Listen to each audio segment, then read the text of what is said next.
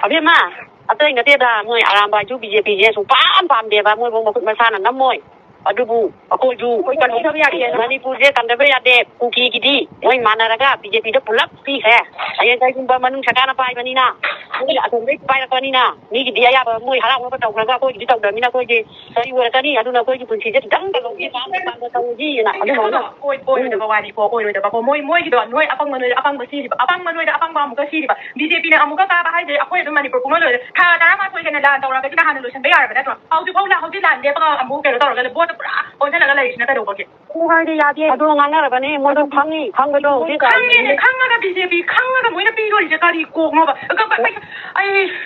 Oh, Amit Shah tu lak tu dia. Amit Shah nak kan? Sungguh tak ada ramai saja Modi nak bawa, kita tahu ke? Aku nak kau kau ngapa? Tak ada kan? Angan tu di mana sih betul bawa? Beti bertahu tu bawa lau kan? Tu bawa lau dia tu. Mui tu di ni kita. Pero tahu orang kata tu di. Mui mah ada di Modi tu bawa tu di ngang ni. Mui tak tahu lagi tu mo. Mui di tak hilang lagi nak. Mui di rai tu mui nak mati ni ba. Mui di kok sekali tu ba. Aku ni aduh ya je, kau ni hari apa ni? Ya, apa ni tinggal na, bawa tu je lah pada. Suka mui cangkai ni si macam jauh dia kau juga ampo te tu bu. Aku isi belum si anak bayi macam dia loh, ini mana FIR bala tu lagi deh. Aduh FIR bala na. Ada dia tu FIR bala dia ba. Aduh ini nak apa tu? Aduh ya tu mana upaya ni loh.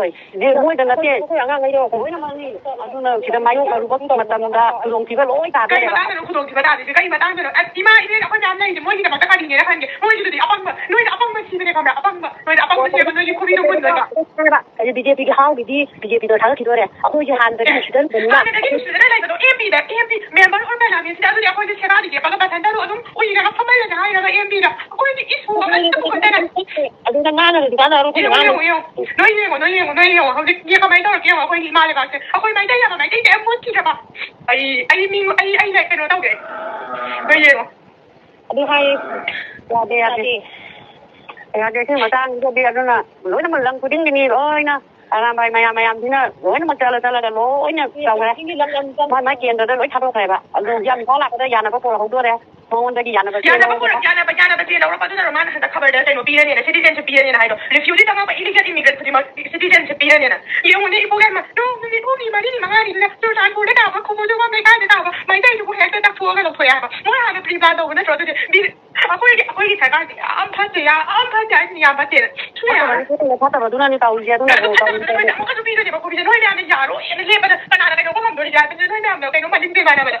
Aduh hai tu ya dia. Anak kamu na. Kamu di nampu tu tahu gitu deh. Saya udah hai ni hai bagi dah ini hai bawa ini. Wow. Lawyer Manipur lawyer. Ini kamu.